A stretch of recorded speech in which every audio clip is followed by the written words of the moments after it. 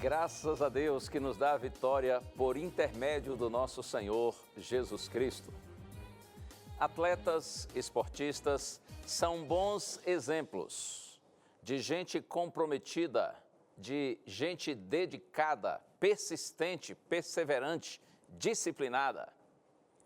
Você e eu, como atletas de Cristo, espera-se que tenhamos esse mesmo procedimento, essa mesma entrega, esse mesmo compromisso, priorizando sempre o reino de Deus, buscando sempre o melhor para a glória do Senhor. Hoje é dia, esta é hora, mais uma vez nós estamos juntos aqui no Canal da Esperança, começando Além dos Fatos.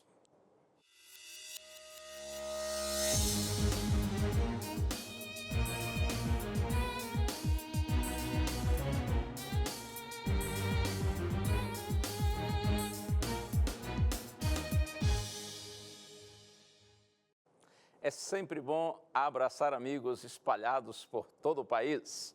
E eu vou iniciar hoje aqui com Dani Nascimento, de São Carlos, estado de São Paulo.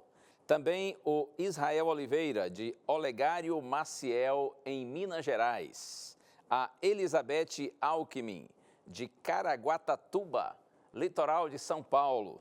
Um abraço também para Augusta Santos Moraes, de Santa Branca, São Paulo, e ainda para Antônia Freitas, de Mossoró, Rio Grande do Norte, e também para Renata Barbosa, de Campina Grande, na Paraíba. E você que está aí em casa, talvez no seu sofá, na sua poltrona, ou quem sabe esteja na cama, esteja deitado, ou se não em casa, no seu ambiente de trabalho, ou talvez no hospital, numa penitenciária, numa creche, não sei onde você está, esteja onde estiver, receba agora nosso abraço sincero e nossa gratidão pelo carinho de sua audiência, porque você prefere estar aqui com a TV Novo Tempo. E eu quero mostrar para você um presente muito especial, que é esse aqui, o DVD Paulo, o Mensageiro da Cruz. Paulo, um exemplo de fé, cristianismo e transformação. Através do seu legado, compreendemos que apenas Deus é capaz de tirar força da fraqueza, grandeza da humildade e vida da morte. Está escrito que ouviu a voz do Senhor, a voz de Cristo, dizendo assim: Saulo, Saulo, por que me persegue? É verdade que o inimigo é real. Estamos todos envolvidos num combate sobrenatural. Não há nenhuma condenação para quem está ligado ao Senhor Jesus Cristo. Acredite, o destino final dos filhos de Deus não é a sepultura, mas é a presença do Senhor, é a casa do Pai. Falta pouco tempo, é só um pouquinho mais, e nosso Senhor se manifestará. Aprenda mais sobre esse apóstolo com o DVD Paulo, o Mensageiro da Cruz. Adquira hoje mesmo o seu DVD totalmente grátis. Acesse biblia.com.br ou mande um WhatsApp. Como você viu aí, é um presente da Novo Tempo para você.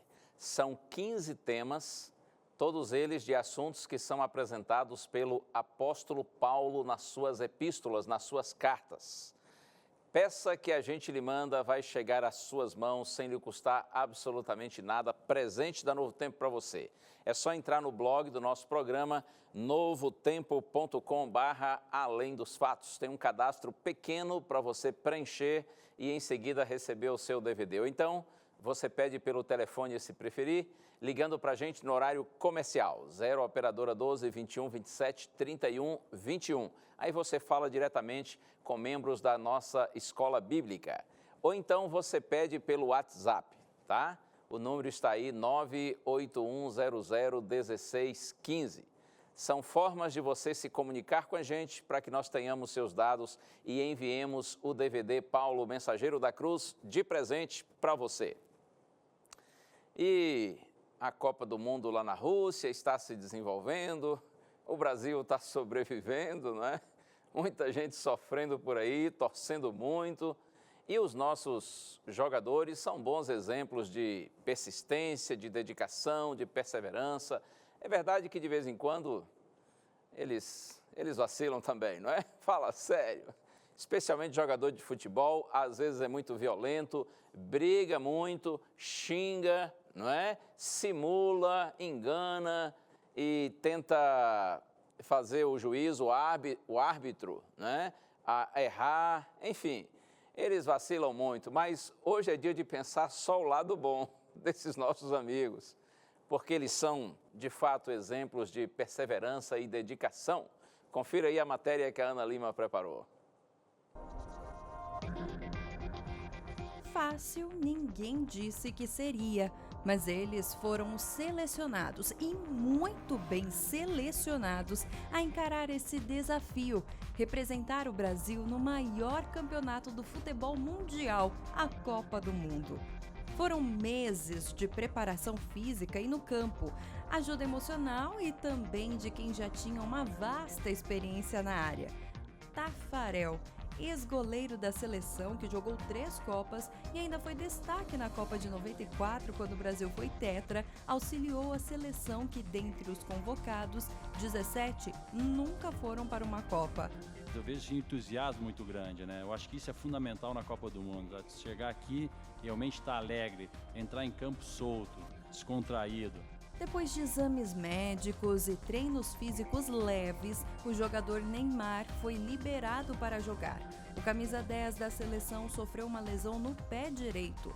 Após uma longa pausa nos campos, a expectativa era grande pela estreia do craque nos amistosos que antecederam a Copa.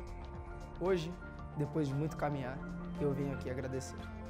Eu quero ter uma sensação, eu quero ter um desejo de quando olharem para nós, quando olharem para a seleção brasileira, olharem e falar, estou orgulhoso, independente do resultado, estou feliz com eles. Agradeço pelos conselhos e pelo seu apoio. Quando a gente joga junto, coisas maravilhosas acontecem. Agradeço pela confiança que chegou até nós. Depois de tanto esforço, seja qual for o resultado, o importante é agradecer. É isso aí. Dale Brasil! No mundo antigo, pensando assim, especificamente no 1º século, quando o Novo Testamento foi escrito, as competições esportivas já eram assim muito apreciadas.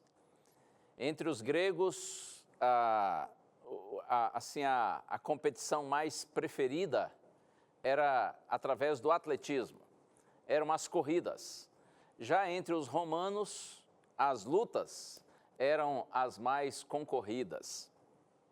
E é interessante que Paulo, o maior escritor do Novo Testamento, ele usa essa realidade das competições esportivas para fazer ilustrações com relação à vida cristã.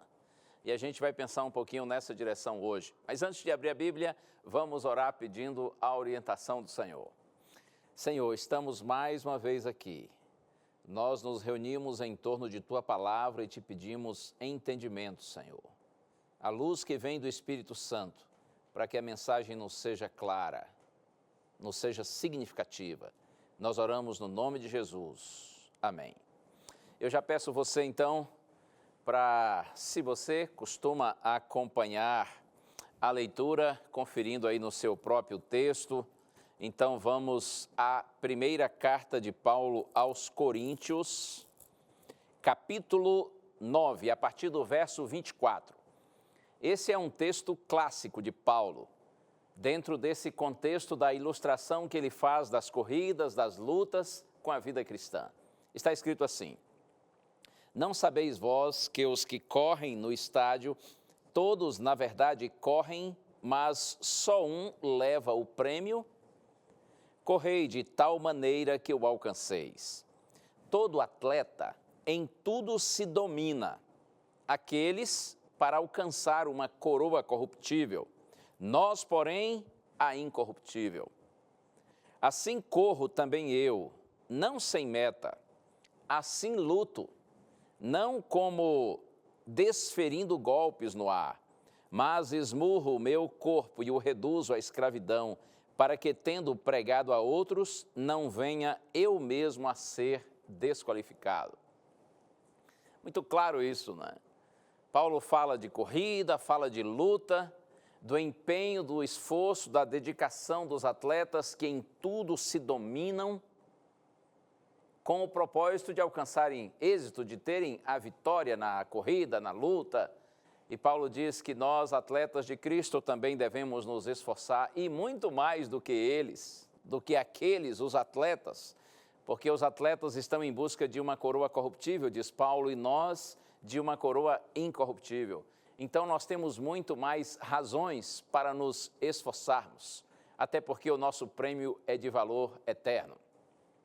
Mas olha, o texto que eu mais gosto de Paulo, nesse contexto aí de comparar as competições esportivas com a vida cristã, é esse que está aqui na carta aos Hebreus, capítulo 12. Hebreus, capítulo 12, versos de 1 a 3. Essa epístola aos Hebreus, ela é anônima. Não há no texto nenhuma referência ao seu autor, mas há muitos estudiosos, muitos eruditos bíblicos, que por várias razões creem que seja de autoria do apóstolo Paulo. Então, se em algum momento eu me referir a esse texto, e aliás, como até já fiz, sugerindo a autoria de Paulo, é porque eu estou considerando isso como sendo uma possibilidade, ainda que, como eu disse, a carta seja anônima. Então, leio agora, carta aos Hebreus, capítulo 12, versos 1 a 3, está escrito assim: portanto, também nós, visto que temos a rodear-nos tão grande nuvem de testemunhas, desembaraçando-nos de todo o peso e do pecado que tenazmente nos assedia, corramos com perseverança a carreira que nos está proposta, olhando firmemente para o autor e consumador da fé, Jesus, o qual, em troca da alegria que lhe estava proposta, suportou a cruz, desprezou a afronta e está assentado à direita do trono de Deus. Considerai, pois, atentamente aquele que suportou tamanha oposição dos pecadores contra si mesmo, para que não vos fatigueis desmaiando em vossa alma. Esse é um texto fabuloso, esse é um texto muito rico e muito lindo. A ideia de Paulo é no sentido de que, sendo nós atletas de Cristo, corredores do Senhor, nós devemos nos envolver com todo o empenho nessa prova. E por que a gente deve se envolver nessa prova? Paulo diz, porque ela é determinada pelo próprio Senhor. Corramos com perseverança a carreira que nos está proposta pelo próprio Deus. Por isso é que nós devemos nos envolver nessa prova, nessa competição de fé. E além do mais, nós temos um incentivo de homens e mulheres de Deus que viveram no passado e que foram fiéis ao Senhor. Se você analisar bem, vai perceber que, na verdade, esses 3 primeiros versos de Hebreus 12, eles se constituem na conclusão dos argumentos, do raciocínio apresentado no capítulo 11, quando são mencionados homens e mulheres de Deus dos tempos do Antigo Testamento que foram fiéis a Deus. Através da lealdade, da confiança, da perseverança deles, eles nos deixaram um legado, nos deixaram um testemunho de que é possível viver e vencer por meio da fé. Por isso que ele diz assim, que nós estamos rodeados de tão grande nuvem de testemunhas, esses exemplos maravilhosos que vêm do passado. Mas é claro a razão porque nós devemos nos envolver nessa prova, nessa competição. A razão maior é o fato de que nós temos a inspiração do nosso Senhor Jesus Cristo. Por isso que Paulo diz assim, considerai, pois, atentamente aquele que suportou tamanha oposição dos pecadores, para que não vos fatigueis desmaiando em vossa alma. Mas como é que todos nós devemos nos envolver como atletas do Senhor? A resposta está aqui, em 3 pontos. Primeiro, ele diz assim, desembaraçando-nos de todo o peso e do pecado que tenazmente nos assedia. Para ser vitorioso, nessa competição, nessa corrida, nessa prova, é preciso desembaraçar-se de todo o peso e do pecado que tão de perto nos assedia ou que tão de perto nos rodeia. Os atletas, claro, os corredores, já no passado, não somente hoje, eles evitavam tudo aquilo que era desnecessário, tudo que era supérfluo na hora da corrida. Eles usavam poucas roupas confortáveis. A ideia é simples. Nós, como atletas do Senhor, também devemos nos desvencilhar de tudo aquilo que de alguma forma atrapalhe, seja um peso que nos impeça de avançarmos para o nosso alvo, para o nosso propósito, na direção do Senhor. Veja, não só aquilo que seja pecado em si, mas que de alguma forma leve ao pecado ou nos separe de Deus.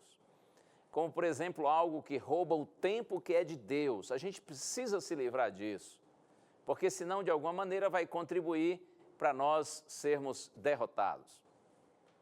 Desvencilhando-nos, livrando-nos de todo o peso e do pecado que tão de perto nos rodeia. Acredite, você e eu, nós somos chamados para uma vida de santidade. Espera-se dos filhos de Deus que eles vivam em santidade. Pecado e cristianismo são antagônicos, são contrários entre si.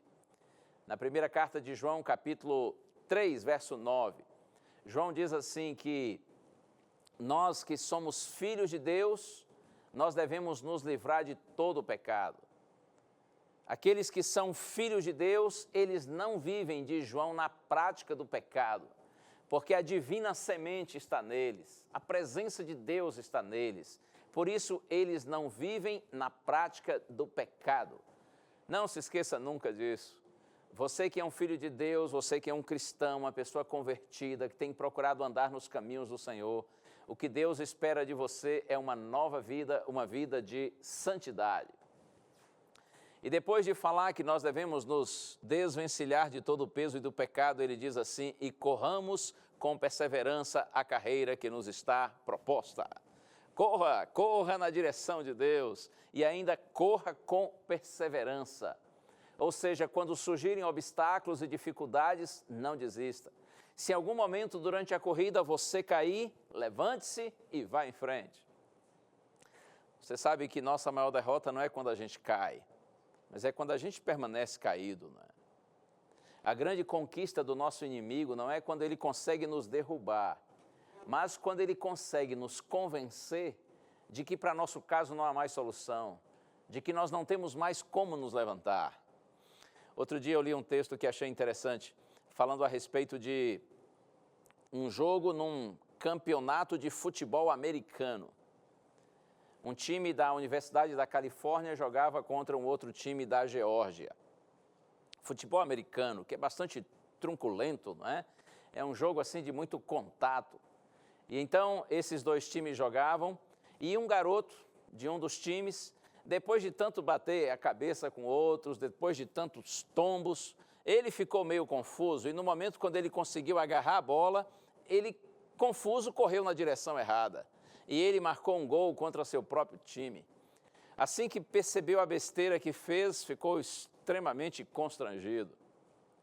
Logo veio o intervalo do jogo, os alunos lá, os jogadores foram para os vestiários e o moço, chorando, pegou uma toalha, envolveu a cabeça e chorava assim, soluçando fortemente. Quando terminou o intervalo, o técnico anunciou que todos os jogadores voltariam para o campo, a mesma equipe iria continuar a partida. E na medida em que os jogadores foram saindo para o campo, o garoto, que havia feito o gol contra, ele ficou lá no seu cantinho, chorando, envolvido lá na toalha.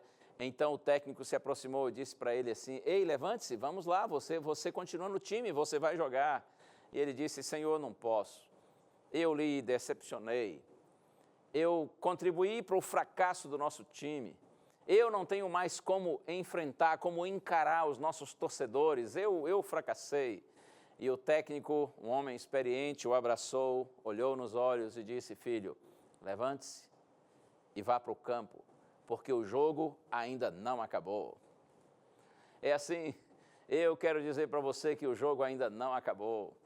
Talvez eu esteja falando agora, e certamente estou, para alguém que tem procurado andar nos caminhos de Deus, porém tem tido muitos obstáculos. E você tem se desanimado, e não raras vezes você tem caído. E certamente o inimigo tem procurado colocar na sua cabeça de que não há mais esperança para você, não tem mais como você se levantar. Pois eu lhe digo em nome do Senhor Jesus Cristo, levante-se e volte para o campo, porque o jogo ainda não acabou. Se Deus está lhe dando vida, é porque Ele tem um propósito para a sua vida. Deus pode usar você para a glória do seu nome. Quantos filhinhos de Deus já caíram, mas pelo poder do Senhor se ergueram e hoje têm sido vitoriosos. Por isso eu digo para você, em nome de Jesus, levante-se e entre em campo. O jogo ainda não acabou. Mas olha, tem um segredo para a vitória. E aqui é o clímax do argumento desse texto aqui. É o fechamento dessa ideia maravilhosa. Quando está escrito assim, olhando firmemente para Jesus, autor e consumador da fé. Aqui está o segredo da vitória. Se nós somos incentivados pelos heróis da fé, nossa inspiração maior vem do herói dos heróis, vem do campeão dos campeões, o Senhor Jesus Cristo. Mas eu gosto quando vejo escrito, olhando firmemente para Jesus. Não é para dar uma olhadinha de vez em quando, uma piscadinha assim para Ele uma hora ou outra. É uma pena que muitos cristãos, eles só dão uma piscadinha para Jesus às vezes, não é? Muitas vezes passam a semana longe de Deus e quando chega no final de semana vão à igreja e dão lá uma piscadinha para Jesus. Dão uma olhadinha rápida para Ele. O texto diz, olhando firmemente para Jesus. O chamado de Deus não é para um relacionamento superficial. Não é para como dizia antigamente, para uma paquerinha. Jesus está chamando você para um casamento com Ele, para um relacionamento profundo, um relacionamento intenso e permanente. Por isso que a orientação é olhando firmemente para Jesus.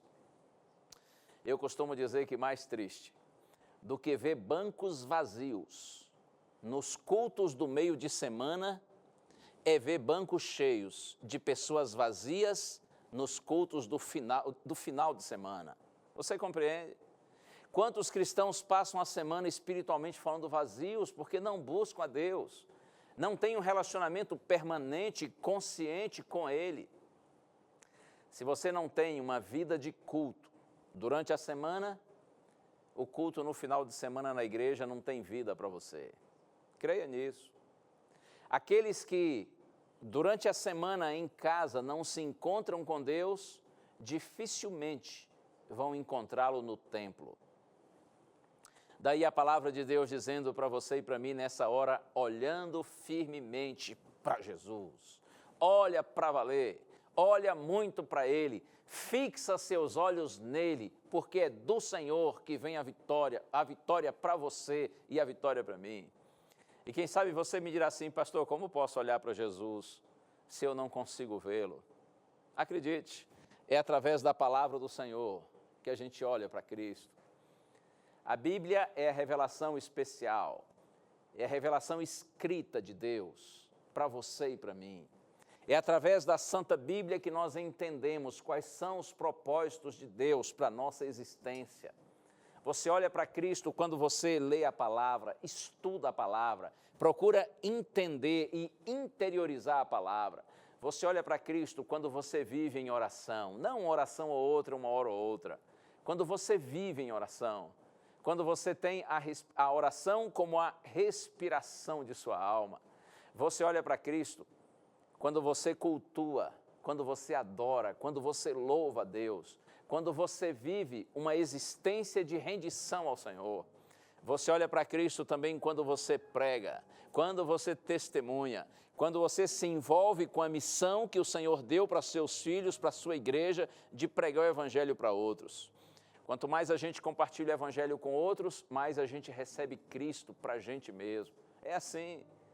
Você vê Cristo, olha firmemente para Cristo. Quando você procura interiorizar a palavra de Deus e vivê-la, praticá-la, obedecê-la. Não basta ser ouvinte, é preciso ser praticante, é preciso ser obediente à palavra do Senhor. O Senhor está dizendo para você nessa hora, filho, filha, não desista. Está difícil para você? Não só para você. Todos os atletas de Cristo têm seus reveses, têm seus momentos adversos, têm suas horas difíceis. Você caiu? Então levante-se, entra em campo, porque o jogo ainda não acabou. Olhe para frente, olhe para cima, olhe para Deus. Não fique olhando muito para si mesmo. Não fique com seus olhos fixados nos homens. Não olhe para os lados, não olhe para baixo, não olhe para trás. É preciso olhar para Cristo, olhar para o Senhor. E eu comecei o programa com o texto de Paulo, primeira carta aos Coríntios, capítulo 15, verso 57. Lá está escrito, graças a Deus que nos dá a vitória por intermédio do nosso Senhor Jesus Cristo. É assim, é por intermédio do Senhor Jesus Cristo que você e eu, nós temos a vitória. Por isso vamos nos apegar ao Senhor com todas as nossas forças. Por isso vamos olhar firmemente para o Senhor. Assim nós vamos nos desvencilhar de todo o peso e do pecado que nos assedia. Assim nós vamos correr com perseverança a carreira que nos está proposta. Porque o herói dos heróis, o campeão dos campeões, ele é a nossa inspiração. Que Deus abençoe você, que Deus abençoe sua casa. A palavra do além dos fatos de hoje ao seu coração é esta: não desista, persevere. Se atletas, como jogadores de futebol, eles são persistentes, são perseverantes em busca dos seus ideais, ideais que têm seu valor, mas são efêmeros, são passageiros, quanto mais você e eu, atletas de Cristo, que estamos em busca do prêmio eterno, ou muito mais, deve ser o nosso esforço, nosso empenho, nossa dedicação. Vamos orar ao Senhor. Ó Deus e Pai, louvado seja por tudo, Senhor, o teu glorioso nome.